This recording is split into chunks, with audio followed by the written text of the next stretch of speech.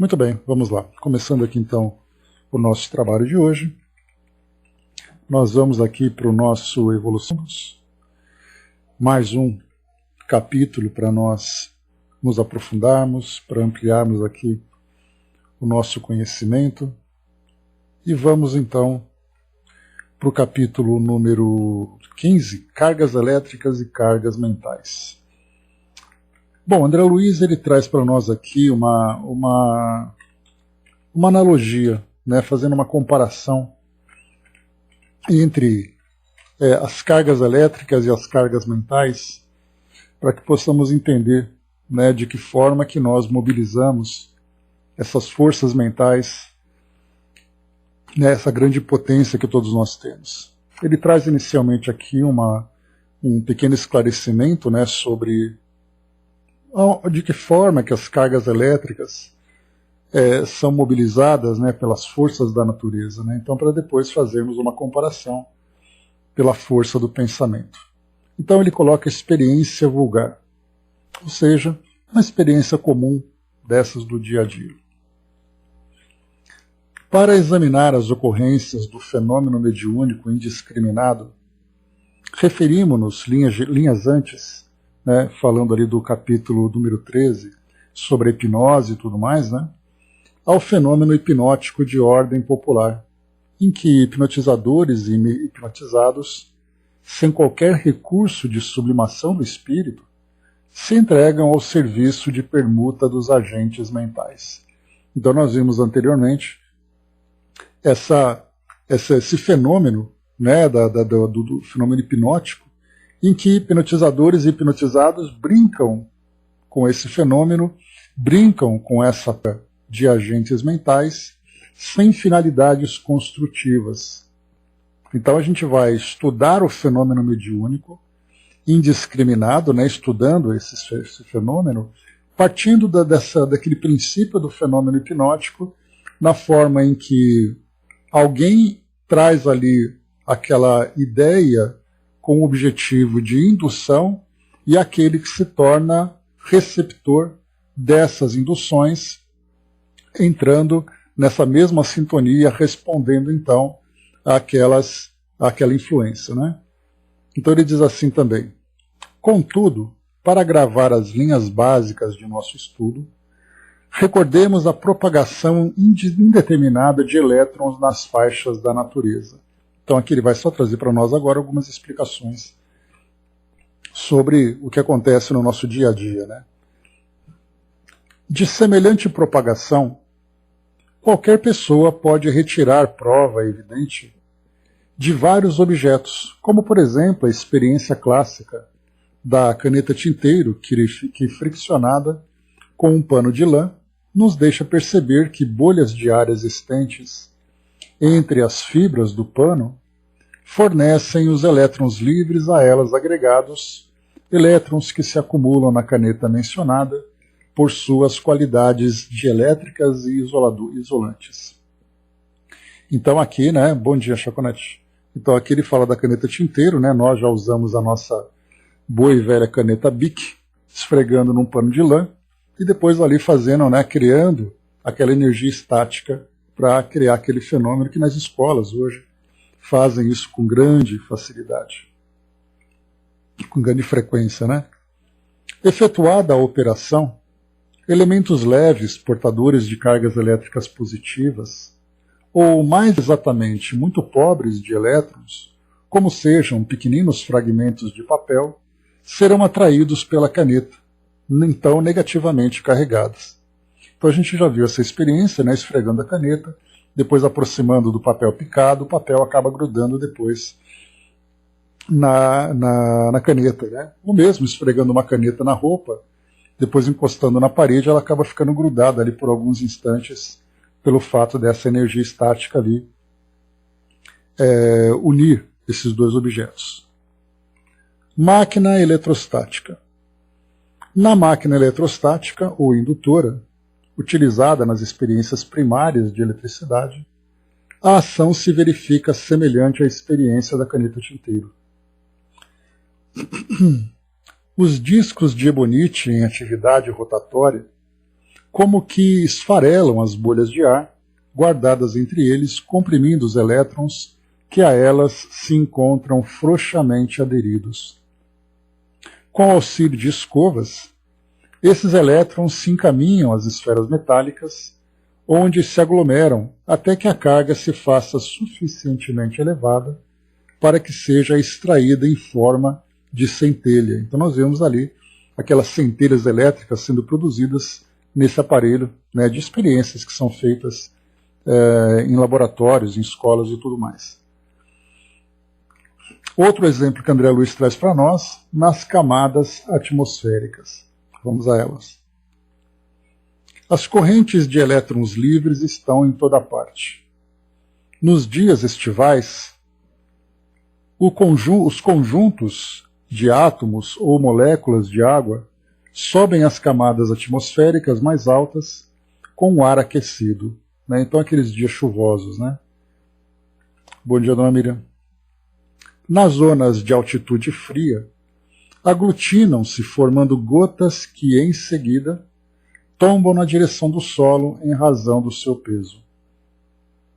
Todavia, as gotas que vertem de cima, se chegarem ao chão, por se evaporarem na viagem de retorno, são surpreendidas em caminho pelas correntes de ar aquecido em ascensão e, atritando com os elementos nesse encontro, o ar quente na subida extrai das moléculas d'água os elétrons livres que a elas se encontram fracamente aderidos, arrastando-os em turbilhões para a altura, acumulando-os nas nuvens, que se tornam então eletricamente carregadas. Aqui ele começa a falar sobre o fenômeno da evaporação, da chuva, da formação de nuvens, né, dos relâmpagos, né, das cargas elétricas, que provocam esse fenômeno, né, que tão belo e ao mesmo tempo tão assustador.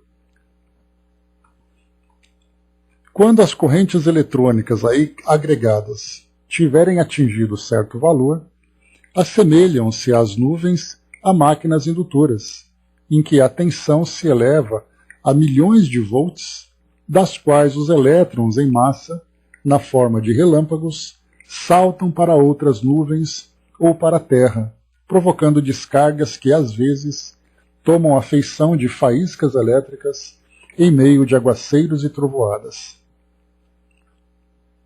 Em identidade de circunstâncias, quando o planeta terrestre se encontra na direção de explosões eletrônicas partidas do Sol, cargas imensas de elétrons perturbam o campo terrestre, responsabilizando-se pelas tempestades magnéticas que afetam todos os processos vitais do globo, a existência humana inclusive, porquanto costumam desarticular as válvulas microscópicas do cérebro humano, impondo-lhes alterações nocivas, tanto quanto desequilibram as válvulas dos aparelhos radiofônicos, prejudicando-lhes as transmissões.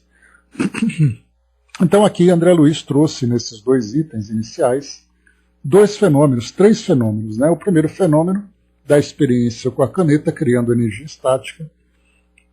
O segundo, da produção de relâmpagos, nuvens carregadas a partir dessa fricção entre gotas de água com gotas de ar, né, com ar suspenso na atmosfera.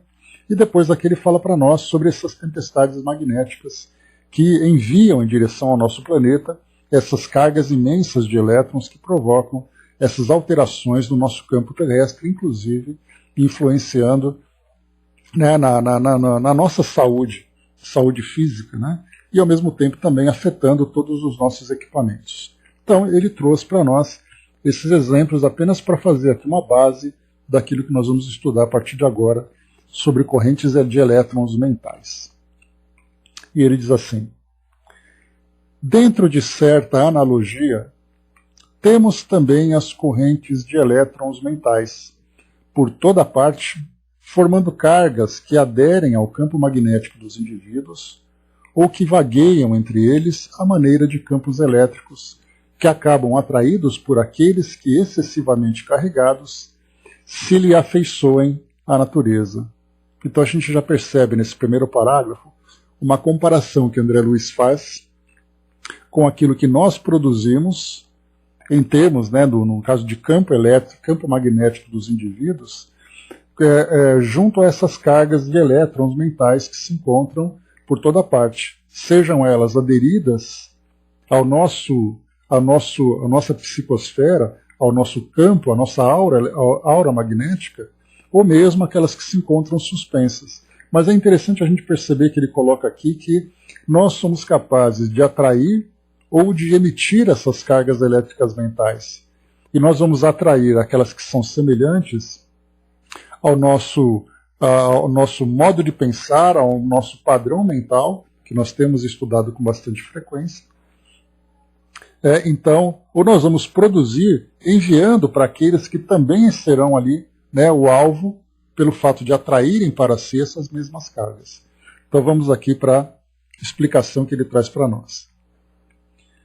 Recorrendo à imagem da caneta tinteiro em atrito com o pano de lã e da máquina eletrostática, em que os elétrons se condicionam para a produção de centelhas, lembraremos que toda compressão de agentes mentais, através da atenção, gera em nossa alma estados indutivos, pelos quais atraímos cargas de pensamento em sintonia com os nossos.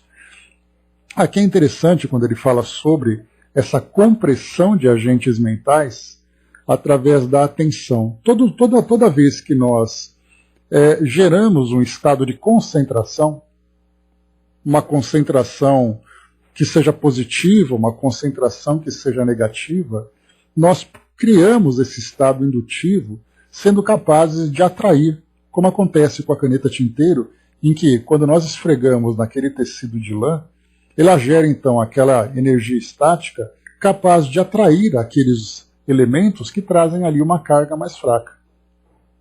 A mesma coisa acontece quando nós nos colocamos numa condição de concentração, nós somos capazes então de atrair energias semelhantes àquelas que nós estamos produzindo. Então, quando nós falamos assim, você está prestando atenção, nós podemos estar prestando atenção em várias situações do nosso cotidiano. Prestando atenção num trabalho, prestando atenção numa atividade, prestando atenção num crime que eu estou elaborando, prestando atenção numa situação negativa que eu vou provocar. Simplesmente o ato de atenção. Então nós começamos a perceber o modo como a nossa mente começa a funcionar a partir do momento em que nós focamos a nossa atenção num determinado objeto, numa determinada ação. E isso vai, como nós vimos então aqui agora, independente da qualidade. O que importa para nós aqui é a quantidade, no caso aqui o valor dessa compressão de agentes mentais. Seria que então o valor da nossa concentração, mais concentrados, menos concentrados, independentemente da qualidade dessa concentração. Então André Luiz ele traz para nós aqui uma ilustração sobre isso. A leitura de certa página, a consulta a esse ou aquele livro, determinada conversação ou interesse voltado para esse ou aquele assunto, nos colocam em correlação espontânea com as inteligências encarnadas ou desencarnadas que com eles se harmonizem, por intermédio das cargas mentais que acumulamos e emitimos, na forma de quadros ou centelhas em série, com que aliciamos para o nosso convívio mental os que se entregam a ideações análogas às nossas.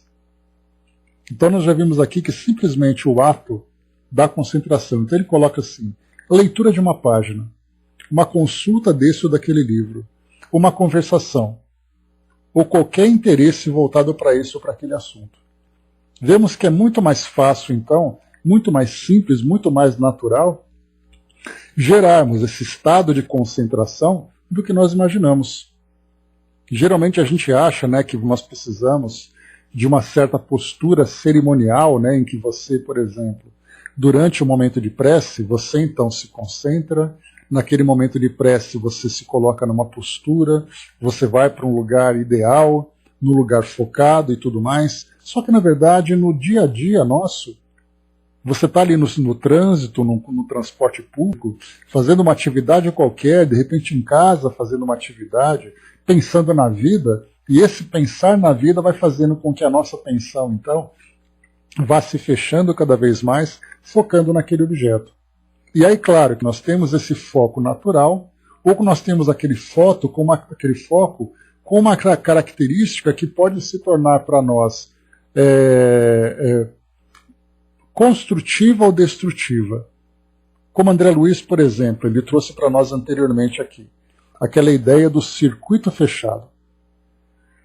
Nesse circuito fechado significa a monoideia. Então é aquele indivíduo que, por exemplo, vai uma situação comum do nosso cotidiano. Você está vivendo ali na sua relação familiar, na sua relação social, e acontece uma discussão. No momento em que você discute com alguém, e aquela discussão ali acaba sendo interrompida porque as pessoas se afastam, deixam de se falar e tudo mais, a nossa mente continua gerando, continua alimentando aquela mesma discussão. É inevitável fazermos isso. Aquele duelo mental ele prossegue muitas vezes durante dias, até que nós consigamos aos poucos ir dissipando esse mesmo estado. Mas nós percebemos que por mais que você tente se concentrar em outra atividade, em outra situação, volta e meia a gente volta então para a mesma condição. A gente continua ainda pensando concentrado naquela ideia. Pessoal, dá um aqui na área de texto, por favor. Só para avisar, André, obrigado. Então a gente percebe que esse circuito fechado que André Luiz coloca é esse nosso estado de concentração. E mesmo que nós não tenhamos essa intenção, esse estado de concentração, esse estado de circuito fechado, ele acaba concentrando esses agentes mentais, fazendo então com que nós atraiamos energias da mesma natureza, ou que nós também emitamos essas mesmas energias. Por isso, então, no nosso dia a dia, nós geramos isso com toda a naturalidade. E aí, então, como André Luiz coloca, tudo isso, então, nos coloca em correlação espontânea com inteligências encarnadas ou desencarnadas, que com eles se harmonizem. Então, vemos que, como é natural, nós gerarmos esse estado mental. Por isso, então, nós já lembramos, desde já, aquela passagem do Evangelho em que Jesus coloca para nós, vigiai e orai. Essa vigilância é exatamente a vigilância dos nossos pensamentos. E a oração é sempre ali também, é a forma que nós temos de harmonizar as nossas ideias. Porque é através da oração, independente da direção que essa oração vai, é o modo que nós trabalhamos. Nesse caso agora, nós provocamos essa situação de um aumento do nosso padrão vibratório. Mas o ideal seria que, conforme a gente vá evoluindo espiritualmente, nós não provoquemos esses momentos de concentração elevando o nosso padrão vibratório, mas que nós elevemos o nosso padrão natural. No nosso dia a dia nós mantenhamos essa mesma harmonia e não se tornem pequenos picos.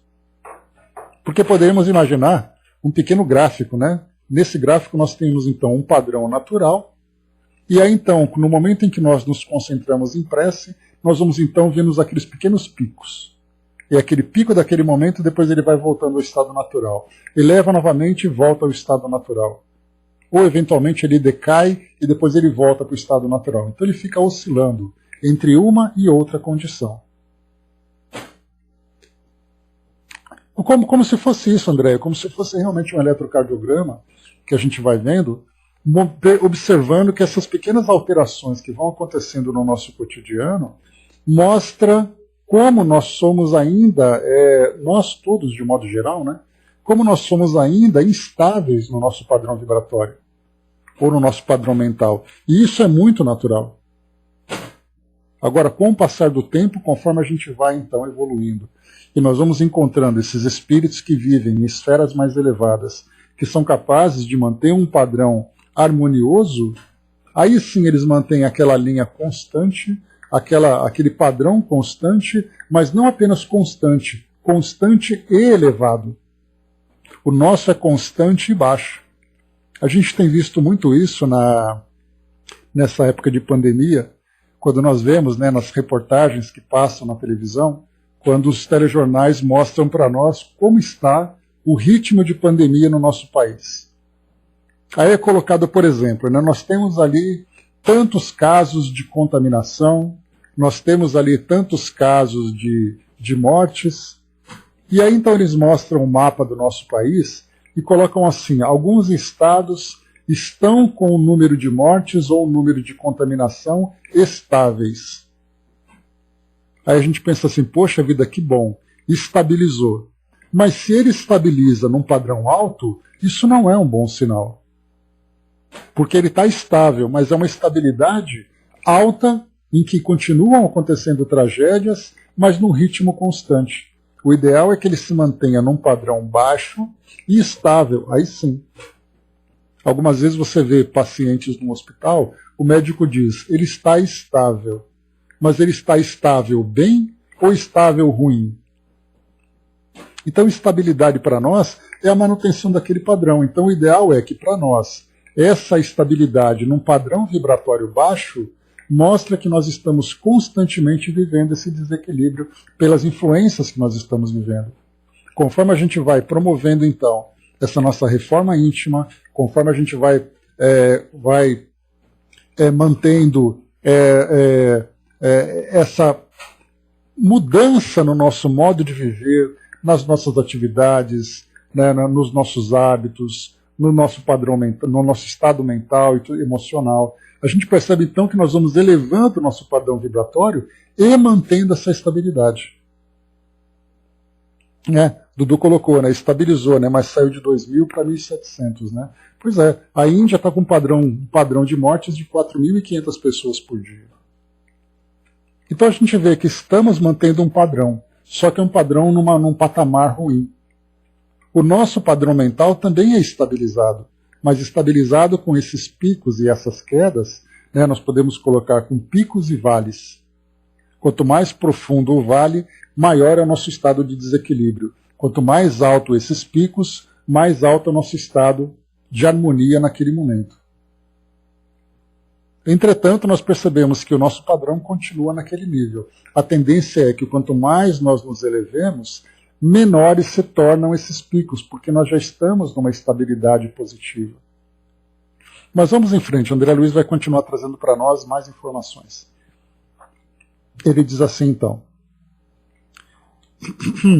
não nos propomos afirmar que o fenômeno da caneta tinteiro, ou do padrão, ou do aparelho eletrostático, seja igual à ocorrência da indução mental do cérebro. Assinalamos apenas a analogia de superfície, para salientar a importância dos nossos pensamentos concentrados em certo sentido, porque é pela projeção de nossas ideias que nos vinculamos às inteligências inferiores ou superiores de nosso caminho. Então vejam bem o que ele coloca.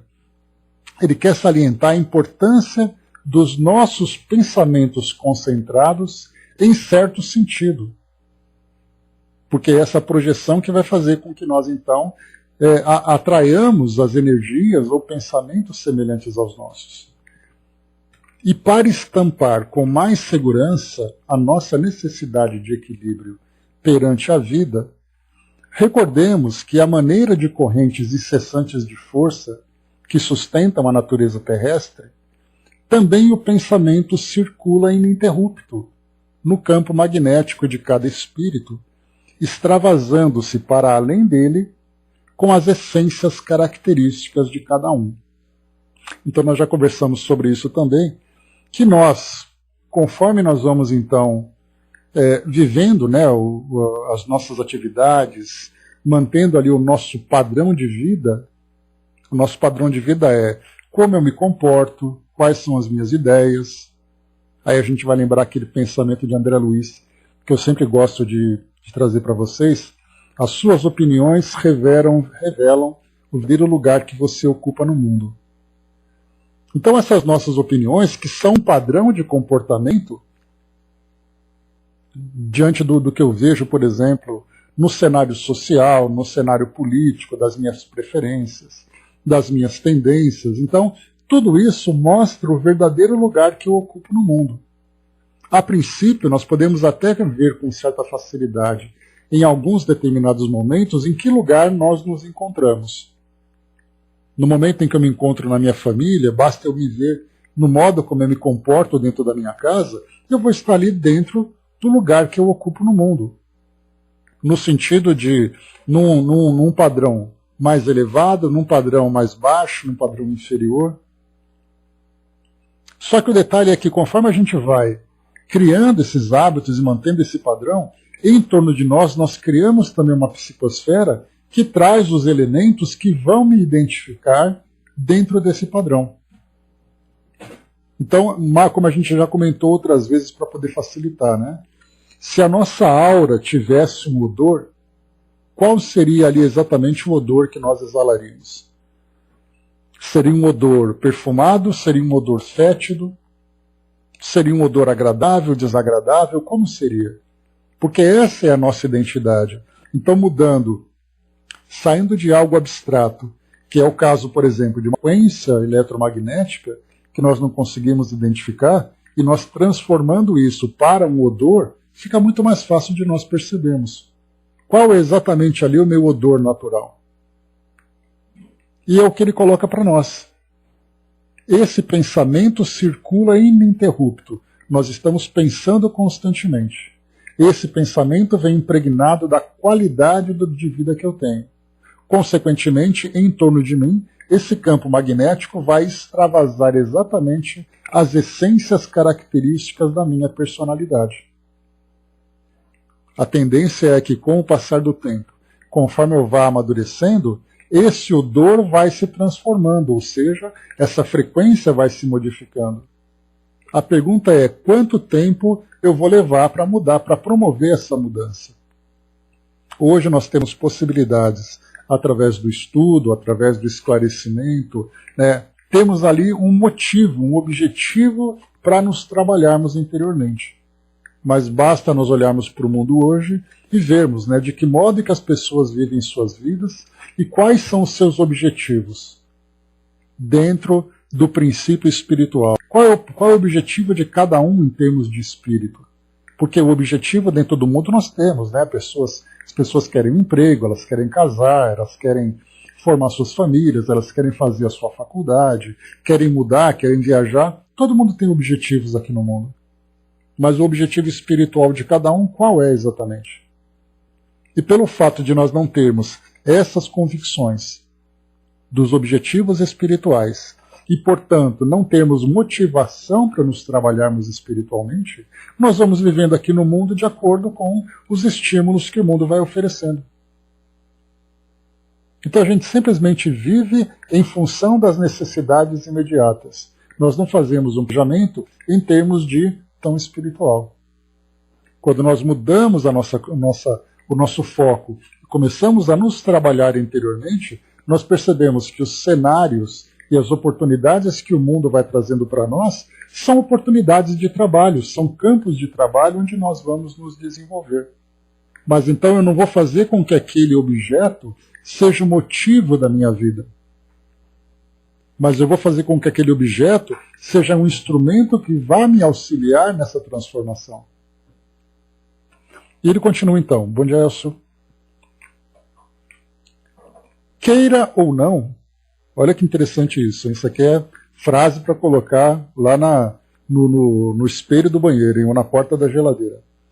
Queira ou não, cada alma possui no próprio pensamento a fonte inestacável das próprias energias. Então, a nossa mente gera o pensamento. O pensamento gera essas energias. Correntes vivas fluem do íntimo de cada inteligência, a se lhe projetarem no halo energético. Olha a expressão interessante. Aquele halo, né, aquela camada que fica em torno de nós, camada de energia que traz essa qualidade energética, né? Então, correntes vivas fluem do íntimo de cada inteligência, a se lhe projetarem no halo energético, estruturando-lhe a aura ou fotosfera psíquica, à base de cargas magnéticas constantes, conforme a natureza que lhes é peculiar, de certa forma semelhantes às correntes de força que partem da massa planetária, compondo a atmosfera que a envolve. Então as forças que partem da massa planetária formam a atmosfera que a envolve. As forças que partem de dentro de nós formam então essa psicosfera que nos envolve. Correntes mentais construtivas. Assim como a natureza encontra na distribuição harmoniosa das próprias energias o caminho justo para o próprio equilíbrio, sustentando-se em movimento contínuo, isso a natureza faz por si própria, o espírito identifica no trabalho ordenado com segurança a trilha indispensável para o seu clima ideal de euforia. Então a natureza, por si só, encontra os caminhos para se estabilizar. Então o nosso planeta, né, as forças naturais, por si só vão se estabilizando. Nós percebemos que quando há uma desarmonia provocada pelo homem, por exemplo, por causa de mudanças climáticas e tudo mais, a própria natureza encontra uma forma de se equilibrar. Inicialmente através de convulsões, até o momento em que ela se estabiliza. No nosso caso, o que André Luiz coloca para nós aqui, é que para mantermos essa harmonia, nós temos então que, num trabalho ordenado com segurança, nós vamos encontrar essa trilha indispensável para o clima ideal de euforia, ou seja, essa estabilidade, esse caminho que nós construímos em busca desse estado de felicidade, desse estado de plenitude que nós desejamos. Então, como título desse item agora, correntes mentais construtivas, só existe uma forma de nós produzirmos essas correntes mentais construtivas. É através do trabalho ordenado com segurança. Então nós temos um objetivo construtivo e trabalharmos de uma forma ordenada e segura. Não há caminho diferente desse. Ninguém pode alcançar esse estado de felicidade fugindo desse caminho de equilíbrio. Ninguém consegue alcançar esse estado de felicidade agindo por impulso e de uma forma inconsequente, buscando prazeres fúteis para alcançar um estado de plenitude. A matemática é muito simples nesse processo. Não há nenhuma outra forma do espírito se elevar no seu processo evolutivo que não seja no trabalho do bem, que não seja na sua transformação interior. Por mais que os homens procurem, através da filosofia, através da religião, através de outro qualquer comportamento que ele queira contornar essas forças naturais para alcançar esse estado, ele sempre vai se desiludir. Não há como chegar nesse caminho. E ele coloca para nós ainda: quanto mais enobrecida a consciência, mais se lhe configurará a riqueza de imaginação e poder mental, surgindo, portanto, mais complexo o cabedal de suas cargas magnéticas ou correntes mentais, a vibrarem ao redor de si mesmo e a exigirem mais ampla cota de atividade construtiva no serviço em que se lhe plasmem vocação e aptidão. O espírito então vai se desenvolvendo, conforme ele vai se desenvolvendo, naturalmente ele vai aumentando o seu potencial, vai aumentando as suas responsabilidades, e aí então mostra, isso traz para nós, fazendo uma comparação entre aquilo que nós somos e aquilo que nós desejamos ser em termos de evolução espiritual. E ao encontrarmos esses espíritos mais evoluídos, que se apresentam como instrutores, como mentores, como espíritos protetores e tudo mais, nós percebemos então que essa grandeza que eles ocupam não é uma grandeza gratuita. É uma grandeza que traz capacidades, aptidões, vocações e também responsabilidades. E são responsabilidades que não são pesadas sobre as costas, mas são responsabilidades assumidas porque sabem conscientemente do que podem realizar.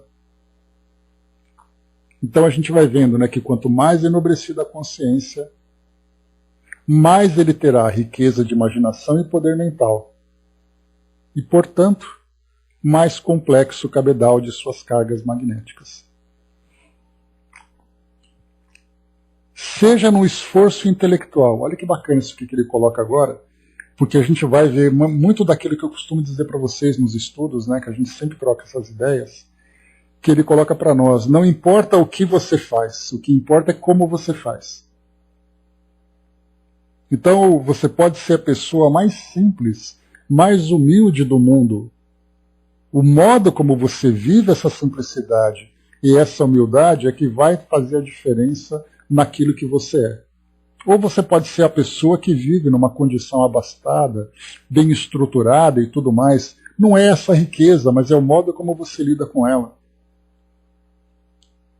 Como Kardec costuma dizer muito, né, nos seus textos, ele fala para nós, né, pode ser no palácio ou na choupana, o indivíduo saudável, o indivíduo doente, o indivíduo ainda ignorante culturalmente, ou aquele indivíduo culto que nós encontramos no nosso mundo, conforme as experiências necessárias para cada um, e nós vamos perceber que não são essas posições que vão fazer a diferença, mas é o modo como a pessoa vive essa posição. Então ele coloca assim para nós: seja no esforço intelectual em elevado labor, na criação artística, nas obras de benemerência ou de educação, seja nas dedicações domésticas, nas tarefas sociais, nas profissões diversas, nas administrações públicas ou particulares, nos empreendimentos do comércio ou da indústria, no amanho da terra, no trato dos animais, nos desportos e em todos os departamentos de ação, o espírito é chamado a servir bem, isso é, a servir no benefício de todos, sob pena de conturbar a circulação das próprias energias mentais, agravando os estados de tensão. Então ele trouxe para nós aqui uma descrição abrangendo as mais variadas situações que nós vivemos no nosso cotidiano como parte das nossas atividades. Mas o que vale é, todos nós somos chamados, independentemente da posição que nós ocupamos, a servirmos bem. Não há como fugir disso. Porque ele fala para nós sobre essas correntes mentais construtivas. E só há uma forma de nós construirmos, que é fazendo esse bem. Só que a gente lembra também que esse fazer o bem para nós ainda é algo que nós temos dificuldades para compreender. Porque esse fazer o bem, a gente vai então trazer aqui com um pensamento mais voltado, né, para os ensinamentos que Jesus trouxe para nós, que fazer o bem é fazer com amor. Tudo bem, essa ideia ela é muito nobre, ela é muito bonita, mas nós não temos ainda uma capacidade de entender exatamente o que é servir com amor. Isso porque simplesmente nós não compreendemos o significado do amor. O amor para nós ele ainda é bastante limitado, ele é tendencioso, ele é passional. Nós não conseguimos viver o amor incondicional. O nosso amor é condicional. Eu amo, por exemplo, aquele que pensa como eu, aquele que vive dentro do meu círculo social, aquele que consegue conquistar a minha simpatia. Já aquele que não tem minha simpatia, ele não merece o meu amor. Portanto, nós vemos ainda como nós estamos distante desse pensamento ideal. Se nós não entendemos o amor, nós não conseguimos, consequentemente, viver esse bem incondicional. Porque você pode fazer o bem para alguém e para o outro com quem você não gosta, você não vai fazer um bem tão bem assim. Por isso, então, nós temos essa necessidade de aprimorarmos os nossos valores para assim depois conseguirmos fazer essa diferença. Vamos aqui então, Dudu trouxe para nós aqui uma mensagem, muito obrigado desde já. Serron trazendo para nós aqui instruções, obrigado Serron. Quando uma discussão no lar se forma, as ondas vibratórias dessa discussão alteram o padrão dos espaços vizinhos, que ficam em torno do lar. Agora imagine a Terra. Com tantas guerras como essas ondas magnéticas atropelam com suas ondas um espaço plural dentro da sua morada, trazendo nesse padrão, como citado, um enorme desperdício ao elo orgânico, transformando tudo que se coloca nesse espaço terreno, onde tudo será absorvido e a psicosfera totalmente mexida e alterada pelo ser morador de um ambiente que precisa de bons pensamentos e não encharques de deletérios, de pouca luz, onde a sombra reina por todo o tempo. Precisamos envolver o orbe no bom magnetismo. Sem ele, nada fica puro e limpo. A sujeira mental não se diluirá com o tempo extirpado para que tudo fique melhor do que está. Né? Então, o Serrão trouxe para nós aqui exatamente essa ideia, né? Porque a gente tem ainda uma visão bastante limitada. A gente pensa, por exemplo, que no caso de uma discussão doméstica, né, a discussão fica dentro ali do cômodo onde a discussão aconteceu. Mas a gente percebe, né, que sutilmente, e na verdade, né, quando a gente fala sobre essas energias sutis, nós também vemos isso como algo relacionado com crença, com fé, porque nós não conseguimos ver. Nós só conseguimos fazer com que algo se torne real para nós quando isso é percebido, quando se torna perceptível pelos nossos sentidos. É aquilo que eu vejo, que eu toco, que eu sinto de fato. Não nem sequer acredito ter essa percepção do efeito que ela provoca. Vibratório de disco. Muitas estão ampliando mais a planetária, que é como se fosse aquele terremoto, né, que nós vemos nos gráficos que aparecem na televisão, onde você tem o epicentro e aquelas ondas vão se propagando em torno daquele epicentro. Aquela pedra jogada no meio do lago. O lago tranquilo, você joga a pedra e aquelas ondas vão se expandindo.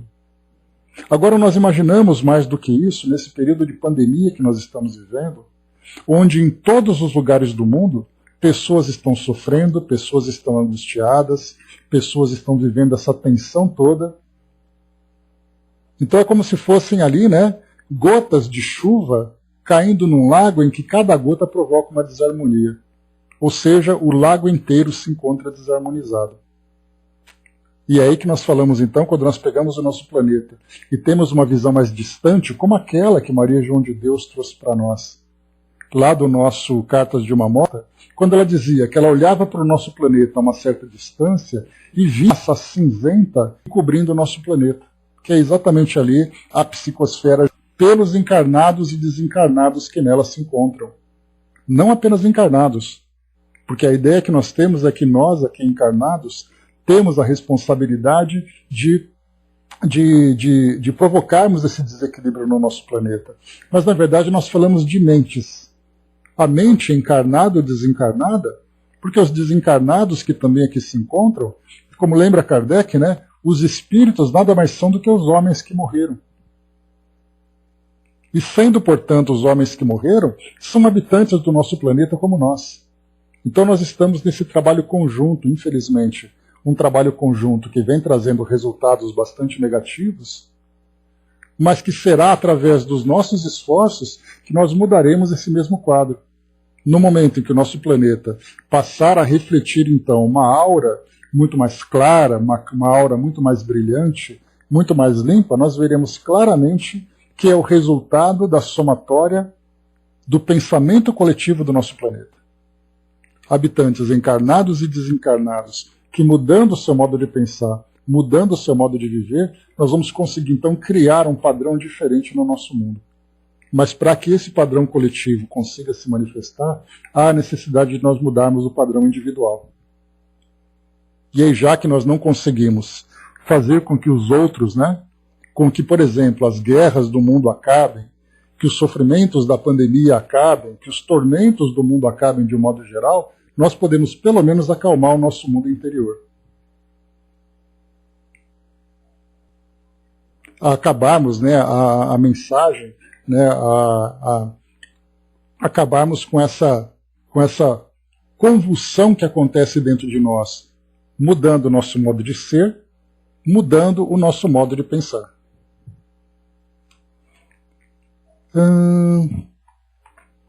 Beleza. Trabalho público, Flávio, tranquilo. Vamos então, obrigado, Serron. Correntes mentais destrutivas. Falamos aqui então, né? Aqui também, né, só lembrando, né, o Serron colocou para nós ali também, que nós precisamos envolver o orbe no bom magnetismo. O que seria esse bom magnetismo? É exatamente através dessa mudança. Nós encontramos, né, apesar da gente ter essa visão ainda bastante assustadora, infelizmente, né, por causa dessa realidade, nós vemos ainda, né, um quadro bastante negativo do nosso planeta. Ao mesmo tempo, nós vemos também ali, né, situações em que a solidariedade, em que a boa vontade, a caridade também vai se manifestando. E aí a gente vai lembrar do Livro dos Espíritos, quando Kardec pergunta, né, por que o mal se torna tão contundente aqui no nosso mundo?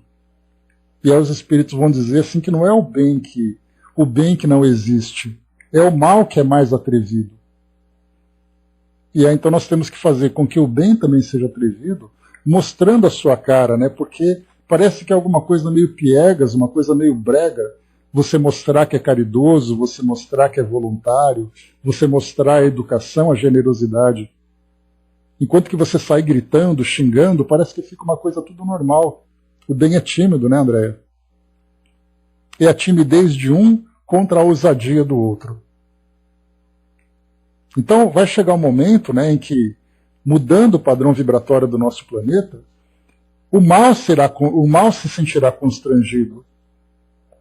E o bem vai ser aquele padrão natural. Então nós temos que começar a fazer essa mudança individualmente. É o nosso trabalho, é o nosso propósito. Fazer com que nós sejamos ali, pelo menos, né, dentro da nossa pequena significância, né, na nossa chama, é aquela chama tão frágil quanto a de um vagalume, mas que esse pequeno brilho faça a diferença onde quer que nós estejamos.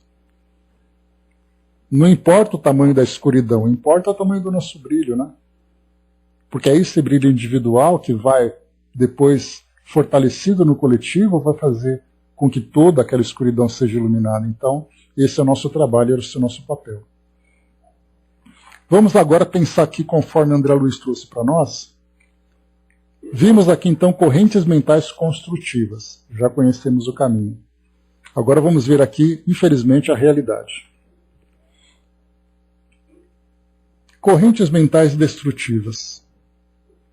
Os referidos estados de tensão, devidos a núcleos de força na psicosfera pessoal, procedem quase sempre à feição das nuvens pacíficas, repentinamente transformadas pelas cargas anormais de elétrons livres em máquinas indutoras, atraindo os campos elétricos com que se fazem instrumentos da tempestade. Então é como se nós víssemos aquelas nuvens tranquilas, suspensas, né, no céu, e de repente essas nuvens vão se concentrando, se tornando cinzas, se tornando escuras, carregadas, e depois vem ali relâmpagos e trovoadas. Antes delas se tornarem nesse estado, elas eram aquelas nuvens leves, limpas, claras. Foi ali aquele momento em que houve aquela concentração do nosso modo de pensar, só que nesse caso é uma concentração negativa, não é uma concentração positiva, como nós vimos, que nós vamos então acumulando, formando exatamente esses cúmulos de ondas mentais em torno de nós, irradiando essas energias negativas e atraindo também aquelas energias semelhantes. E ele diz assim: acumulando em si mesma as forças autogeradas em processos de profundo desequilíbrio, a alma exterioriza forças mentais desajustadas e destrutivas, pelas quais atrai as forças do mesmo teor, caindo frequentemente em cegueira obsessiva, da qual muitas das vezes se afasta desorientada pela porta indesejável do remorso, após converter-se em intérprete de inqualificáveis delitos. Então aqui o que ele fala para nós são aquelas explosões de comportamento que nós temos, né? Aqueles momentos de raiva, aqueles momentos de desequilíbrio, porque depois, como ele coloca para nós, acabamos depois vindo o remorso. Não devia ter feito isso, não devia ter falado aquilo. O Dudu colocou, né, que não são cúmulos nimbus, né, são nuvens densas e aterrorizantes, com centelhas diversas para todo lado, né? Pois é. Então a gente vê assim que é muito mais aquelas nuvens que aparecem, né, nos filmes de ficção com efeitos especiais e tudo. Porque elas realmente começam então a espalhar para todo lado as suas energias negativas. Porque nesse caso, né, do cúmulos nimbus, né, eles ficam acumulados em si mesmos. Nesse caso a gente vê o contrário. Mas o interessante a gente perceber aqui nesse relato que é trazido para nós, quando ele fala, né, caindo frequentemente em cegueira obsessiva, da qual muitas vezes se afasta desorientada pela porta indesejável do remorso. Então vemos aqui que nesse momento em que essas forças autogeradas, em processos de profundo desequilíbrio, a gente vê quantas e quantas vezes essas explosões emocionais acabam provocando, né, tantas e tantas situações dolorosas, né, tantas e tantas situações destrutivas no sentido de relacionamentos, de afetos, de amizade, ou mesmo intensificando inimizades, naquele momento em que você faz alguma coisa e depois se arrepende. Ou quando não se arrepende é porque é o seu padrão, mas o efeito foi provocado, o estrago foi provocado. E depois, para você consertar, reparar tudo aquilo, pode demorar muito tempo. E a custas de muito sofrimento também. André colocou, né? Eu digo que quando baixa Maria Antonieta me transforma e não me reconheço, né? Pois é hora de começar a conversar com essa senhora aí, né, André? Para que ela fique mais calma.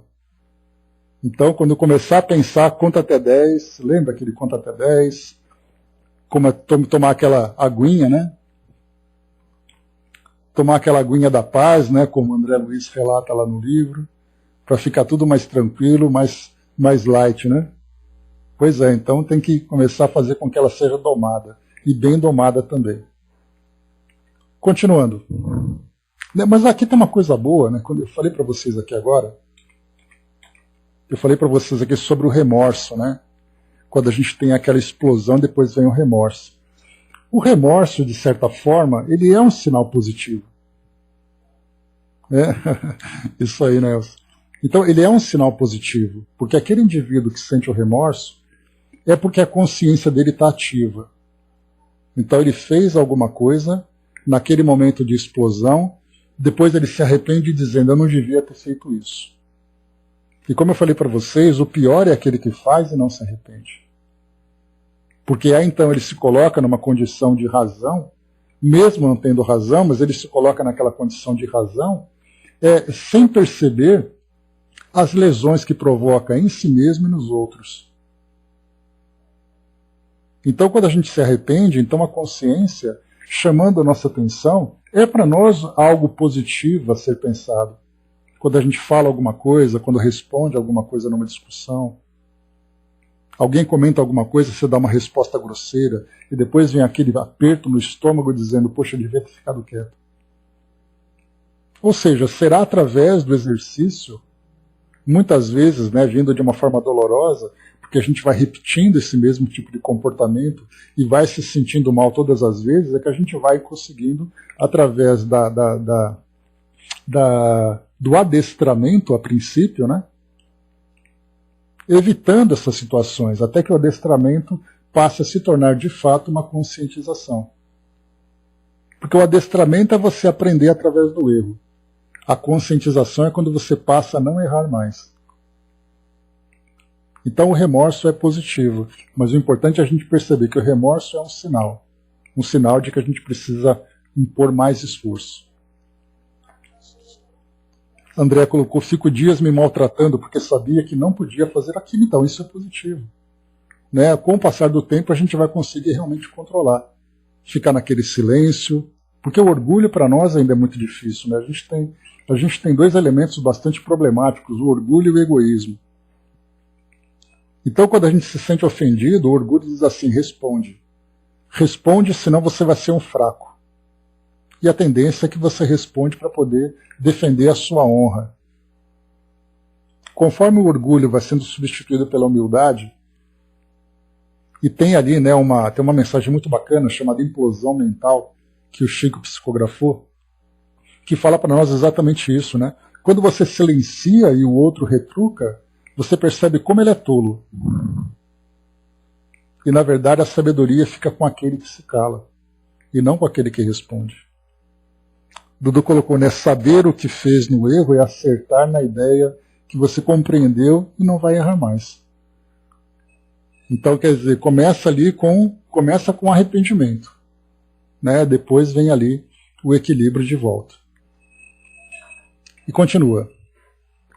Noutras circunstâncias, considerando-se que o processo da obliteração mental ou acumulação desordenada das nuvens de tensão no campo da aura se caracteriza por imensa gradação, se as criaturas conscientes não se dispõem à distribuição natural das próprias cargas magnéticas em trabalho digno, estabelecem para si a degenerência das energias. Então, natural que nós então acumulemos essas nuvens de tensão no nosso campo da aura, mas depois a gente começa a fazer aquele trabalho de dissipação dessas mesmas nuvens através da mudança de pensamento, retomando o equilíbrio. Porque, do contrário, se nós mantivermos essas nuvens concentradas, virá então a degenerescência das energias. Ou seja, você começa então a entrar num estado de desequilíbrio cada vez mais profundo, chegando ali a situações em que para nós pode até mesmo chegar, pensando nas situações mais graves, num tal estado de desequilíbrio, criando ali uma situação de uma relação num processo obsessivo, em que você pode, inclusive, até cometer suicídio, cometer um crime, pelo fato de não porque você quer, mas pelo grau de desequilíbrio em que você se envolveu, inclusive somando-se outras energias negativas que acabaram então potencializando aquele nosso estado. Que venham as nuvens cirros, né, nos nossos pensamentos, né, clareando cada vez mais. Aqueles pequenos estratos, né, bem bonitos lá no alto, em grandes altitudes, né, sem aquelas ondas, né, de fim de tarde de São Paulo, né, para quem lembra aqui para quem já viu na televisão aqueles momentos de verão aqui em São Paulo, ali por volta das 5, 4 horas da tarde, né, aquelas nuvens que ficam cinza rosadas. Aí sim, né? Nuvens de Nossa Senhora, né? Isso aí. Nessa posição, então, que a gente viu aqui, em que há um grande estado de desequilíbrio, emitem ondas mentais perturbadas, pelas quais se ajustam a inteligências perturbadas do mesmo sentido, arrojando-se a lamentáveis estações de aviltamentos em ocorrências deploráveis de obsessão, nas quais as mentes desvairadas ou caídas no monoideísmo vicioso se refletem mutuamente. Então é interessante a gente ver, né, de que modo que nós enviamos e assimilamos energias semelhantes, especialmente nesses estados de grande tensão. E há esse reflexo mútuo daquilo que eu sou e daquilo que o outro é. E chegadas a semelhantes conturbações, seja no arrastamento da paixão ou na sombra do vício, sofrem a aproximação de correntes mentais arrasadoras, oriundas dos seres empenhados à crueldade por ignorância, encarnados ou desencarnados, que, em lhes vampirizando a existência, lhes impõe disfunções e enfermidades de variados matizes, segundo os pontos vulneráveis que apresentem, criando no mundo vastas províncias de alienação e de sofrimento. Bom, aqui para nós, André Luiz, aqui ele termina esse capítulo com esse trecho, quando ele fala aqui embaixo sobre essa relação que existe entre essas mentes nesses estados de perturbação, nós temos então aqueles momentos de desequilíbrio, né, naquele padrão que nós falamos, né, naquelas pequenas ondas mentais que nós vamos registrando e vamos encontrando aqueles pequenos vales. Esses vales são esses momentos de explosão, esses momentos de desequilíbrio. Conforme eles vão se tornando frequentes, vão fazendo com que o nosso padrão mental decaiam de tal forma que se identifiquem com o vale em que nós criamos naquele momento. Então, na verdade, já não são mais vales. Nós vivemos naquele padrão mais baixo. E nesse momento, então, nós vamos então vivendo essa relação de vampirização. Porque que nós vamos perceber que em processos obsessivos, nem sempre nós temos ali a presença de um espírito que exerce uma influência mental por uma questão de perseguição. Ele simplesmente vem por uma questão de afinidade. Muitos processos obsessivos não são frutos de vingança. Não são frutos de perseguição. São frutos de afinidade. E aí então nós percebemos, né, que há várias e várias situações que nós criamos acontecem pelo nosso modo de viver. E não por relações do passado. E aí então nós vamos criando, nesse mesmo estado, nesse mesmo modo de viver, essa relação com esses seres encarnados ou desencarnados, empenhados à crueldade por causa da ignorância em que eles se encontram. E vão vampirizando a existência. E por causa dessa vampirização, vão gerando então disfunções e enfermidades de variados matizes, chegando aqui então, né, nesse caso, né, do indivíduo que vai definhando, perdendo a sua própria identidade, passando inclusive até mesmo, né, sofrendo um processo de subjugação, que acaba se tornando muito mais grave. Principalmente quando ele começa a mostrar os seus pontos de vulnerabilidade. E aí ele vai sofrendo e criando províncias de alienação, ou seja, fica completamente alienado à realidade, vivendo aquele estado como se fosse um pesadelo contínuo. Nosso querido Custódio, né, seja bem-vindo, fazia tempo, querido amigo, trouxe para nós aqui então. Queridos irmãos, somos responsáveis pela nossa evolução. Para isso acontecer, precisamos trabalhar a luz, a fim de vivenciarmos o bem. Para assim, todos chegarem ao amor. Não o amor simples, mas o amor universal. União dos pensamentos na luz, na paz e no amor, para a evolução de todos. Então, querido Custódio, muito obrigado pela participação, pela presença aqui conosco. Então, temos a receita, né, meus amigos? A gente estuda, então, é até interessante, né, o contraste, quando nós lemos, né, uma mensagem como essa aqui trazida por André Luiz, nesse Correntes Mentais Destruidoras, onde a gente vai vendo, né, até mesmo o nosso estado psíquico vai se modificando, porque a gente vai entrando em sintonia com esse conteúdo, mostrando o monoideísmo, mostrando o vício, mostrando a violência mental, violência emocional, violência física de toda a ordem, e de repente vem nosso irmão Custódio e traz uma mensagem como essa, mostrando exatamente ali, né? É como se fosse aquele sol que começa a nascer no meio dessas nuvens carregadas. Mostrando exatamente isso, né? Aquele estado de paz que nós vamos vivendo, né? Como ele coloca para nós aqui. União dos pensamentos na luz, na paz e no amor, para a evolução de todos. Então esse é o propósito, esse é o objetivo para todos nós. Dudu trouxe para nós aqui, né, o Elcio tinha colocado lá em cima, né, o exercício do perdão. A prece e a modificação dos hábitos auxiliaria muito. O exercício do perdão também é por demais importante, né, para restabelecermos o equilíbrio.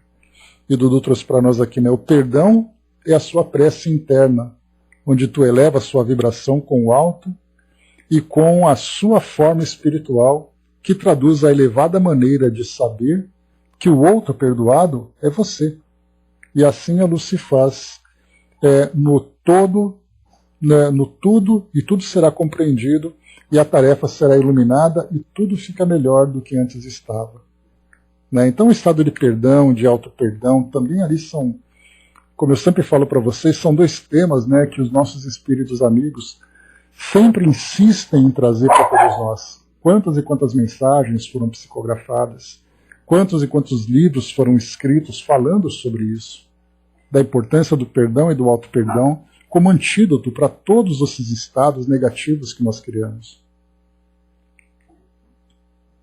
Porque, do contrário, né, nós simplesmente vamos ali nos entregando a esses estados de desequilíbrio, nos intoxicando cada vez mais. E a própria Joana de Ângeles, ela vai trazendo para nós também, falando que, né, o nosso estado mental ele provoca tamanha turbulência dentro do nosso campo mental e, consequentemente, das energias que percorrem, né, o nosso perispírito, que provoca tanto desequilíbrio, aquela tempestade interior que nós vamos vivendo, e que vai trazendo para nós ali consequências gravíssimas a curto, médio e longo prazo. Sendo que nós podemos, a partir do equilíbrio e a partir desse esforço, começarmos a fazer esse trabalho de reorganização, de reharmonização. Então, quanto mais nós ficarmos vigilantes, maior é a constância desse nosso estado positivo. Se nós vivermos de uma forma impulsiva e vigilante, maior será a frequência dos nossos desequilíbrios. Então, meus amigos, é isso. Encerrando por aqui o nosso estudo de hoje. Bem interessante, né? A gente vê essas orientações que André Luiz traz aqui para nós, mostrando, né, a potência do nosso pensamento. E como lembra, né, se nós tivéssemos consciência da força da nossa mente, nós seríamos criadores, né, da melhor qualidade. Mas como nós não temos consciência, nós usamos essa força de uma forma instintiva e, consequentemente vai trazendo para nós também ali os desequilíbrios que nós provocamos. Pois é, Elcio, né? Nós somos co-criadores sem consciência do nosso potencial. Por isso, então, a gente vai trazendo muito mais problemas do que soluções. Conforme a gente vai mudando, as soluções vão surgindo como consequência natural do nosso modo de ser, do nosso modo de pensar. Então, meus amigos, é isso. Fechamos por aqui, então. O próximo encontro para nós, capítulo 16, Fenômeno Magnético da Vida Humana. Estudaremos sobre hipnose de palco, hipnose natural, centro indutor do lar. Né? Muito obrigado sempre, irmãos, querido irmão Serron. A presença de vocês aqui com a gente é uma motivação indescritível, tenho certeza.